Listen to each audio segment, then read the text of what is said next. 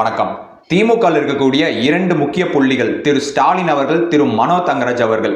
சொல்லுக்கு வேற செயலுக்கு வேற அப்படிங்கிற இரு முகத்தோட வாழ்ந்து கொண்டிருக்கக்கூடிய ஸ்டாலின் மற்றும் மனோ தங்கராஜ் அவர்கள் அவர்களுடைய உண்மையான முகத்தை நேத்து வெளி காமிச்சிருக்கிறாங்க. எப்படி மேடையில் ஏறுனா மத நல்லிணக்கம், ஒன்றிணைவோம், சமூக நீதி, பெண்ணியம் அப்படின்ட்டு அழகழகா வசனங்கள்ல பேசிட்டு அவங்களுடைய சுய வாழ்க்கையில தனி மனித வாழ்க்கையில அதை கடைபிடிக்கிறாங்களா இல்லையா அப்படிங்கிறது மிகப்பெரிய கேள்விக்குறி. ஆனா அந்த கேள்விக்குறிக்கு நமக்கு தெரிந்த விடை என்னன்னா நிச்சயமா கிடையாது.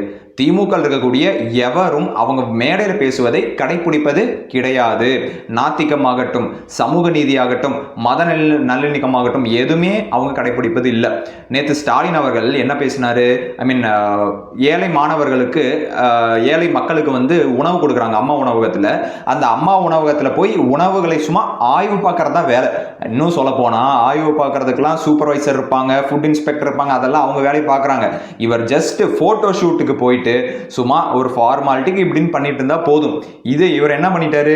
அங்க போயிட்டு சாப்பாடு செக் பண்றேன்ப்பா, நான் தான் பெரிய ஆளு, நான் தான் செக் பண்ணுவேன் அப்படின்ட்டு போயிட்டு அதை கொடு அப்படின்னு கை இப்படி இப்படின்னு எடுத்து வாயில இருக்கிறார். கரும்பு நல்லாவே இல்லை அப்படின்ட்டு வாயில வச்ச சாப்பாடை, எச்ச சாப்பாடை மறுபடியும் குண்டால போடுறாரு. அது என்ன குப்பை தொட்டியா? நல்லா இல்லைன்னா எங்க போடணும்? குப்பையில போடணும். இதே உங்க கோபாலபுரத்தில் இருக்கக்கூடிய சிறுவர்களுக்கும் குழந்தைகளுக்கும் அந்த எச்சில் சாப்பாடு போட்ட அந்த குண்டால் இருக்கக்கூடிய சாப்பாடு அள்ளி கொடுத்தா நீங்க ஏத்துக்குவீங்களா மாட்டீங்களா? ஒத்துக்க மாட்டீங்கல்ல.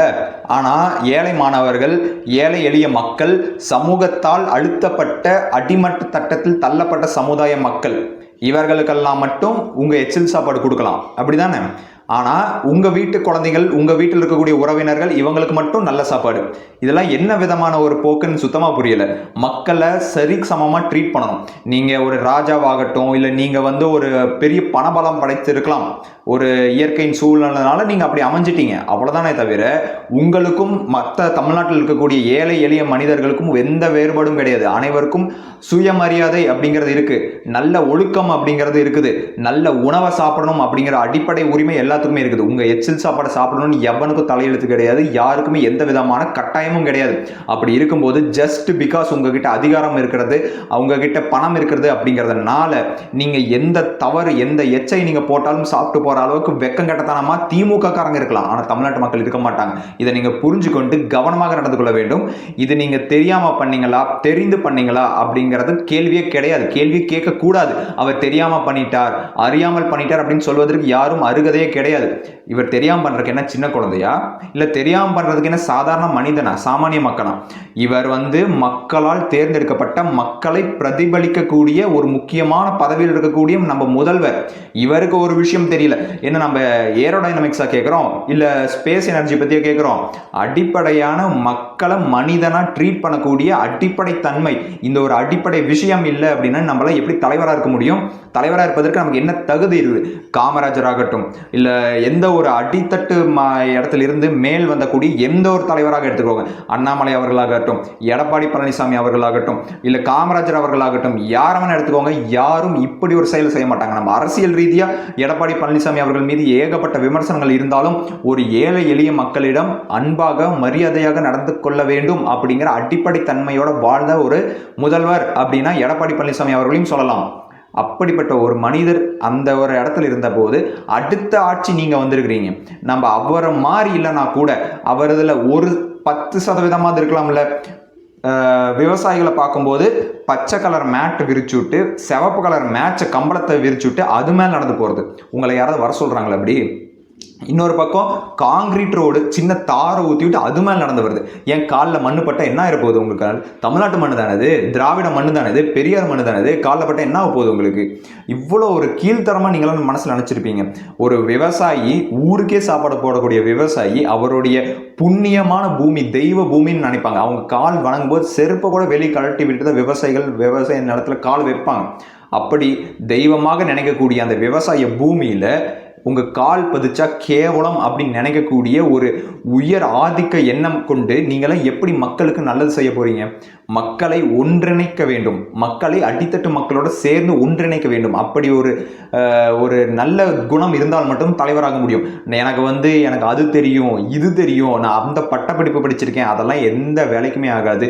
மக்களை மனிதனாய் ட்ரீட் பண்ண வேண்டும். இவனும் நம்ம மனுஷன் தான், நம்ம வீட்டு நாய் மாதிரி எச்ச சோறு போட்டால் எடுத்து சாப்பிட்றக்கு இவன் ஒன்றும் திருமாவளவன் அவர்களோ இல்லை கம்யூனிஸ்ட் கட்சி அருணனோ கிடையாது. இவங்க வந்து சுயமரியாதையோடு வாழக்கூடிய, திருவள்ளுவரை பின்பற்றக்கூடிய ஒரு மானமிக்க தமிழன் அப்படிங்கிறத மனசில் வைத்துக்கொண்டு இனிமேலாவது திரு ஸ்டாலின் அவர்கள் மனிதனை மனிதனாக நேசிக்க வேண்டும், மனிதனை மனிதனாக மதிக்க வேண்டும். அவங்ககிட்ட காசு இல்லைனாலும் சரி, அவன் ஒரு சமுதாயத்தில் அடித்தட்டு சமுதாயம் அப்படின்னு சொல்லக்கூடிய அந்த சமுதாயத்திலிருந்து வந்தாலும் சரி, அவனை வந்து நேருக்கு நேராக அவனை ட்ரீட் பண்ணணும் அப்படிங்கிறத சொல்லி நம்ம அடுத்த தலைவருக்கு மூவ் ஆகுவோம். அவர் யார்? நம்ம செல்லக்குட்டி மனோ தங்கராஜ் அவர்கள். மனோ தங்கராஜ் அவர்கள் என்னப்பா பண்ணிட்டார் அப்படின்னு கேட்டிங்கன்னா, அவர் இஸ்லாமியர்களை இஸ்லாமிய தீவிரவாதிகள் அப்படின்னு சொல்லி குறிப்பிடுறாரு. எங்க அந்த இரட்டை கோபுரம் இஸ்லாமிய தீவிரவாதிகளால் நொறுக்கப்பட்ட நேரத்தில் குறிப்பிடுறாரு. இரட்டை கோபுரம் அமெரிக்கா தாக்குதல் நடத்துறது யாரு? அல் கொய்தா தீவிரவாதிகள், ஒசாமா பின் லாடன் கும்பலை சேர்ந்த தீவிரவாதிகள்னு வாயத்தில் சொன்னால் போதும். அது என்ன இஸ்லாமிய தீவிரவாதிகள்னு சொல்லணுமா? இந்த அடிப்படை விஷயம் கூட ஒரு மக்களால் தேர்ந்தப்பட்ட நபருக்கு தெரியாதா? நமக்கும் நம்ம பிஜேபி கட்சி ஆகட்டும், இல்லை அண்ணாமலை ஆகட்டும், இந்த கோயம்புத்தூரில் டெரரிஸ்ட் பாம்பு பிளாஸ்ட் பண்ணாங்க இல்லையா, அவங்கள கடுமையாக தான் நம்ம எதிர்த்து கொண்டு வருகிறோம். அப்படி இருந்தாலும் நம்ம இந்த இடத்துல வந்து மனோ தங்கராஜ் அவர்கள் சொன்னது வந்து தவறுன்னு சொல்ல வரல. அந்த குற்றத்தை செய்தவர்கள் வந்து அந்த மதத்தை சேர்ந்த தீவிரவாதிகள் தான். ஆனால் இந்த இடத்துல நான் எழுப்பக்கூடிய கேள்வி என்ன அப்படின்னா, திமுகக்கு முரட்டுத்தனமாக முட்டு கொடுக்கக்கூடிய இஸ்லாமிய உடன்பிறப்புகள் இருக்கிறாங்கல்ல, உடன்பிறப்புகள் ஊப்பிகள், அந்த ஊப்பிகள் கிட்ட கேட்குறேன், உங்களை இஸ்லாமிய தீவிரவாதி அப்படின்னு சொல்கிறான். இதை விட யாராவது உங்களை இழிவுபடுத்திட முடியுமா? இஸ்லாமியர்கள் தீவிரவாதிங்கிற அளவுக்கு வந்துட்டாங்க. இதுக்கு மேலே என்ன இழிவுபடுத்திட முடியும்? நீங்கள் இந்த வார்த்தையை வந்து பாஜக காரங்க சொல்லியிருந்தாங்கன்னா, அண்ணாமலை அவர்கள் சொல்லியிருந்தாங்கன்னா, எந்த அளவுக்கு கொந்தளிச்சு, எந்த அளவுக்கு ஆர்ப்பாட்டம் பண்ணி இஸ்லாமியர்கள் பிதுக்கப்படுகிறார்கள், நசுக்கப்படுகிறார்கள், ஓரவஞ்சனை செய்யப்படுகிறார்கள். இந்தியாவில் எங்களுக்கு எதிர்காலமே இல்லை, இன்னும் போகிற போக்கில் எங்களை வந்து அரேபிய கடலிலே தள்ளிவிடுவார்கள் போல, அந்த அளவுக்கு எங்களை நசுக்கிறாங்க அப்படின்ட்டு இப்படி நிரம்ப பொட்டைக்க பேசியிருப்பீங்களே. இப்போ மனோ தங்கராஜ் அவர்கள், நீங்கள் முட்டு கொடுக்கக்கூடிய திமுக கட்சியில் இருக்கக்கூடிய அந்த பிரதிநிதி, முக்கியமான அமைச்சர், அவர் சொல்லியிருக்கிறாரு. இதற்கு நீங்கள் ஏதாவது கண்டனம் தெரிவிச்சிருக்கிறீங்களா? இதை எதிர்த்து ஆர்ப்பாட்டம் பண்ணியிருக்கிறீங்களா? இல்லை ஒரு ட்விட்டர் போட்டிருக்கீங்களா? இந்தியன் யூனியன் முஸ்லீம் லீக் ராமநாதபுரத்தில் திமுக கூட்டணியில் வின் பண்ண ஒரு ஆள் இன்னும் இதுவரைக்கும் ஒரு கண்டனம் கூட தெரிவிக்கல மனோ தங்கராஜ் அவர்களுக்கு. இதுவே ஏதேனும் ஒரு இடத்துல இஸ்லாமியர்களில் வந்து மேஜரான பிறகுதான் கல்யாணம் செய்ய வேண்டும், 18 வயசுக்கு கீழே இருக்கக்கூடிய பெண் இஸ்லாமிய குழந்தைகளுக்கு வந்து திருமணம் செய்யக்கூடாது அப்படின்ட்டு அஸ்ஸாம் முதலமைச்சர் ஒரு சட்டம் கொண்டு வரார். அதற்கு இங்க இருக்கக்கூடிய இஸ்லாமியர்கள் வந்து, அது எப்படி எங்க நபிகள் நாயகம் வந்து 18 வயசுக்கு கீழே இருக்கக்கூடிய குழந்தைகளையும் கல்யாணம் செய்யலாம் அப்படின்னு சொல்லி இருக்கிறாங்க, நீ யார் எங்களுக்கு சட்டம் போடுற அப்படின்னு இங்கிருந்து அஸ்ஸாமுக்கு கண்டனம் தெரிவிக்கிறீங்க. ஆனா இங்க உங்களை தீவிரவாதின்னு சொல்றான், இங்க கண்டனம் தெரிவிப்பீங்களா? நீங்க உங்க வாக்கு அள்ளி கொடுக்குறீங்க, எங்க வாக்கை வச்சுக்கோங்க, எங்களை வாக்கு வச்சுக்கோங்கன்ட்டு. ஆனா அவங்க பதிலுக்கு என்ன பண்றாங்க புரியுதா உங்களுக்கு? துரோகத்தாலே ஊறி வளர்ந்ததான் திமுக கட்சி. நீங்க வந்து உங்களுக்கு அப்படியே கோடையா மாதிரி ஒரு பாதுகாப்பு கொடுக்கக்கூடிய கட்சி. பாஜக வந்து ஆயுதங்கள் போல அப்படியே அம்பு, பாகுபலியில் வருது, அந்த அம்பு வருது. திமுக வந்து அப்படி ஆர்மர் வச்சு உங்களை தடுக்கிற மாதிரி ஒரு பிம்பத்தை உருவாக்கி வச்சிருக்கிறாங்க திமுக இருக்கக்கூடிய அமைச்சர்கள், உடன்பிறப்புகள் எல்லாம். நீங்க அதில் நம்பி அட்டட்டா உள்ள விட்டோம்னா பாஜக நம்மளை வந்து பிதுக்கி எடுத்துருவான், திமுக தான் நம்மள ஒரே பாதுகாவலன் அப்படின்லாம் நீங்க என்னென்னமோ நினைச்சிட்டு இருக்கீங்க. ஆனா உண்மை என்ன? இவனும் நீங்க நினைப்பது போல உண்மையான பாதுகாவலன் அல்ல. சரிங்களா? உங்களுக்கு சந்தர்ப்பம் சூழ்நிலையில் அமைஞ்சதுன்னா, உங்களை கலட்டி விட்டு அவங்க ஆட்சி அமைக்க முடியும் அப்படிங்கிற ஒரு சந்தர்ப்பம் அமைஞ்சதுன்னா கூடிய சீக்கிரம் அமையும். ஹிந்து ஓட்டு வங்கி பயங்கரமாக உருவாக்கிட்டு இருக்குது.